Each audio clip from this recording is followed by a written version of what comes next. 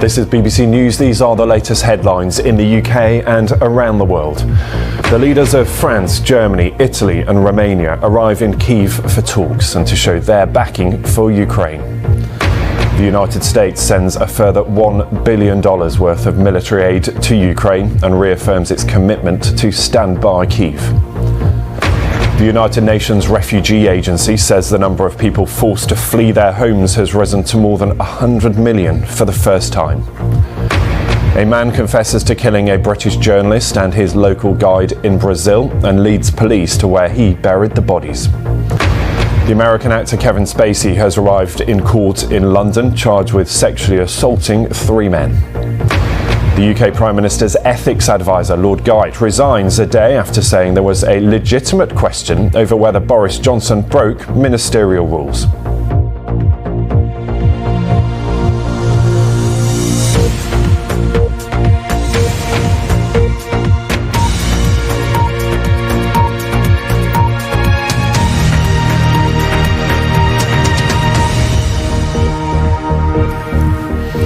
Hello to you, a warm welcome if you're watching in the UK or around the world.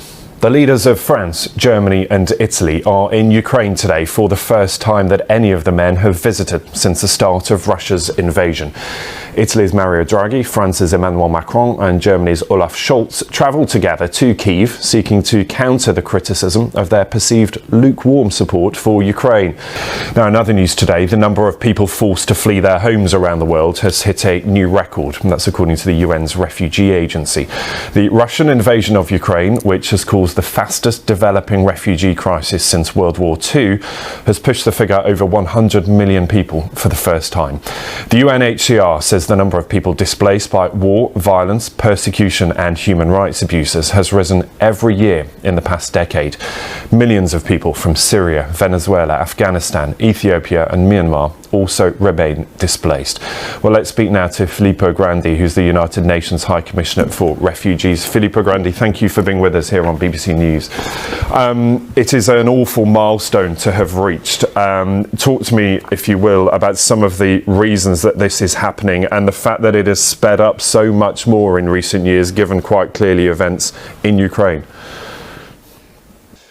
It's been fascinating to talk to you. Thank you for being with us on BBC News today. That's Filippo Grandi there, the United Nations High Commissioner for Refugees. Thank you for your thoughts.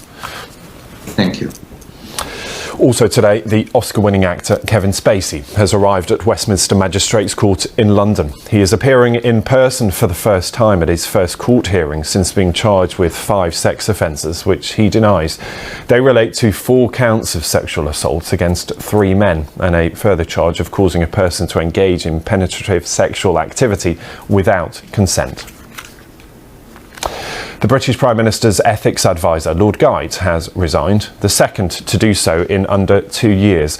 Apart from a brief statement saying he was stepping down with regret, no explanation has been given for his departure.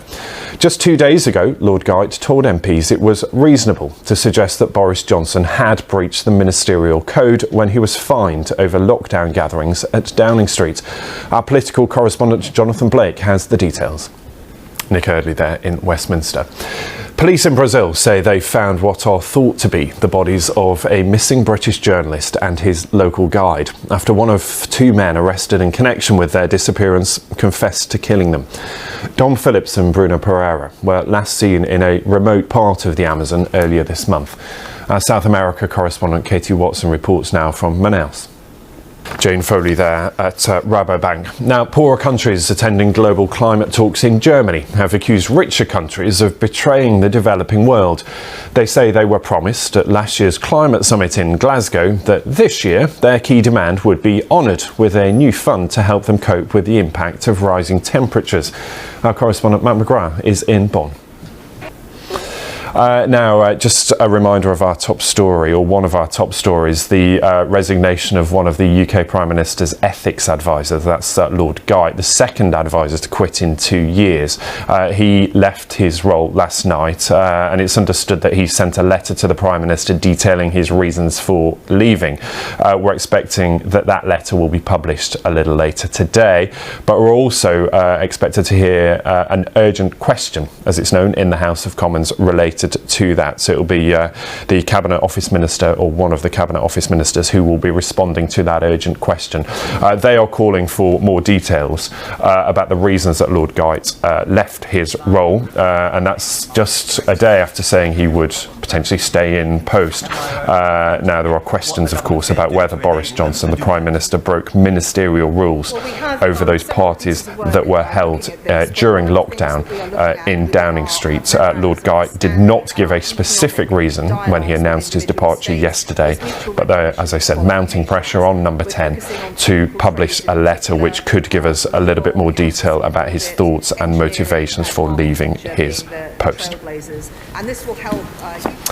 Now, delays unloading ambulances at busy hospitals are causing serious harm to patients. That's according to a warning by the healthcare safety watchdog. 94-year-old Kenneth Shadbolt waited more than 5 hours for an ambulance after a bad fall, an accident that proved to be fatal.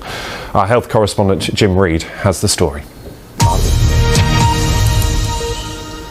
So as promised, let's take you live to the House of Commons where that urgent question related to the resignation of Boris Johnson's ethics advisor. We're expecting to hear that question posed by Fleur Anderson, who is Shadow Cabinet Office Minister.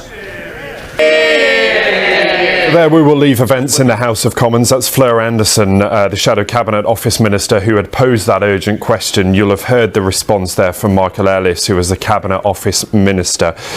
Just to bring you up to date on what was said, if you missed some of that, a confirmation from Michael Ellis that Lord Geidt's letter, his resignation letter, will be published over the course of the morning, and the Prime Minister's reply will also be published alongside it. There have been increasing pressure on Number 10 to publish the letter, which may give some detailed reasons as to why Lord Geidt left. When he announced his departure yesterday, he did not give specific reasons, and also addressing concerns over the independence of that ethics advisor role.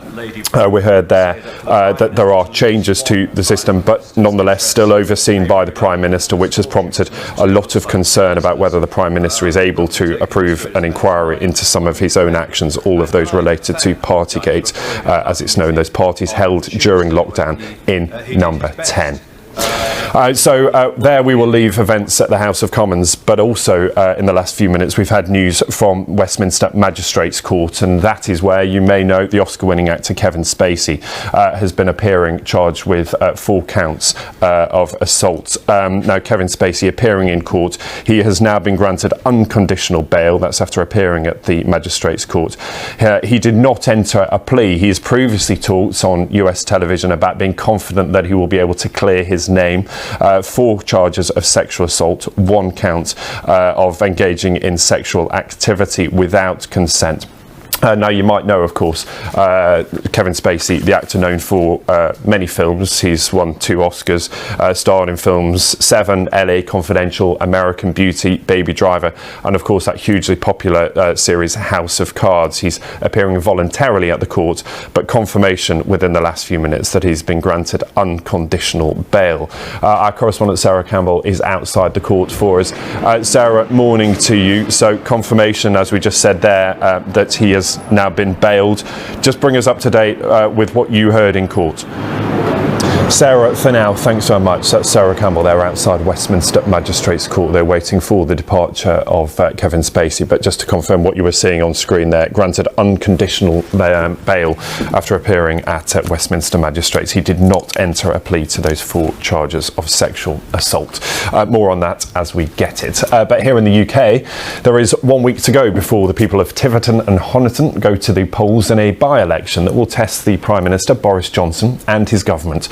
Sean Lay is there for us today. Sean, good morning to you. It looks absolutely glorious where you are, but so many issues to dissect for these by-elections. Run us through them. Sean, we'll see you then. Thanks so much, Sean Lay there, with all the latest on those by-elections. Now, as you've been hearing, we're expecting another rise in UK interest rates today, following hot on the heels of that decision by America's central bank yesterday to raise its rates. Let's speak now to Linda Yu, who's Oxford University economist and author. Linda, good to see you. So yesterday, a big jump in US borrowing costs, and a similar move, sort of maybe not expected to such an extent here, but nonetheless, a rise in the cost of borrowing to try and keep a lid on prices, those rising prices we've talked so much about. Just explain the link between the two, if you will. Linda, thanks for your thoughts on all of that.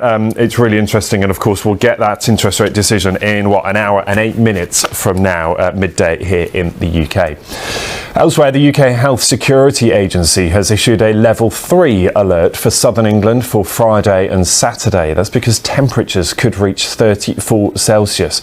In Europe, Spain's second heatwave in less than a month is dragging on. Temperatures there are expected to top 40 degrees Celsius in parts of the country. That's more than 100 degrees Fahrenheit. While the mass of hot air also pushing into France, and there are warnings of water shortages in Italy.